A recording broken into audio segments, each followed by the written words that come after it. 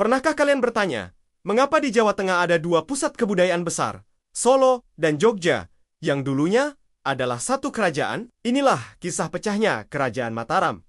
Sebuah drama perebutan tahta, intrik politik, dan campur tangan Foch yang mengubah wajah tanah Jawa selamanya. Pada abad ke-18, di bawah naungan Kasunanan Surakarta Hadiningrat, warisan Mataram Islam mencapai puncaknya. Namun, di balik kemegahannya, badai perpecahan mulai berhembus. Saat itu, Sunan Pakubuwono II memerintah di tengah tekanan berat. Foch atau Kompeni Belanda semakin dalam mencampuri urusan istana. Para bangsawan merasa gerah, menganggap kedaulatan kerajaan sedang diobral. Sunan sendiri berada di posisi sulit, butuh bantuan Foch untuk meredam pemberontakan.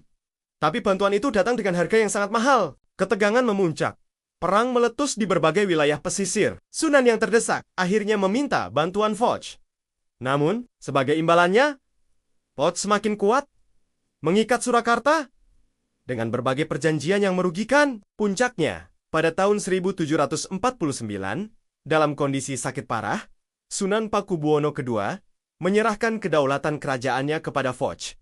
Sesaat sebelum wafat, Foch pun menunjuk putranya sebagai Pakubuwono III. Tentu saja, tidak semua pangeran setuju. Pangeran Mangkubumi dan keponakannya, Raden Mas Said, yang kelak bergelar Pangeran Sambernyawa, bangkit melawan. Mereka menolak keras campur tangan Foch dalam menentukan Raja Mataram. Perang besar pun berkobar, dikenal sebagai Perang Suksesi Jawa Ketiga atau Perang Mangkubumen. Perlawanan ini begitu hebat hingga membuat Foch kewalahan. Setelah bertahun-tahun berperang tanpa henti, Foch akhirnya memilih jalur diplomasi. Pada tanggal 13 Februari tahun 1755, di Desa Giyanti, ditandatanganilah sebuah perjanjian yang membelah Mataram menjadi dua. Pangeran Mangkubumi diakui sebagai Sultan Hamengkubuwono I dan mendirikan Kesultanan Yogyakarta, sementara Pakubuwono III tetap berkuasa di Kasunanan Surakarta. Mataram yang agung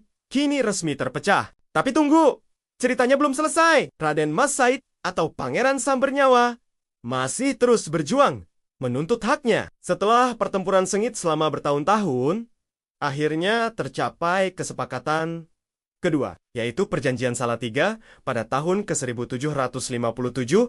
Perjanjian ini memberikan Raden Mas Said wilayah kekuasaan sendiri, yang kemudian dikenal sebagai Kadipaten Mangkunegaran. Wilayah Surakarta pun kembali terbagi. Dari satu kerajaan besar, kini lahir tiga pusat kekuasaan: Kasunanan Surakarta, Kesultanan Yogyakarta, dan Kadipaten Mangkunegaran. Inilah babak baru dalam sejarah Jawa, di mana warisan Mataram terus hidup dalam tiga dinasti yang berbeda. Itulah kisah di balik pecahnya Kerajaan Mataram. Jangan lupa subscribe untuk kisah-kisah sejarah menarik lainnya. Terima kasih sudah menonton.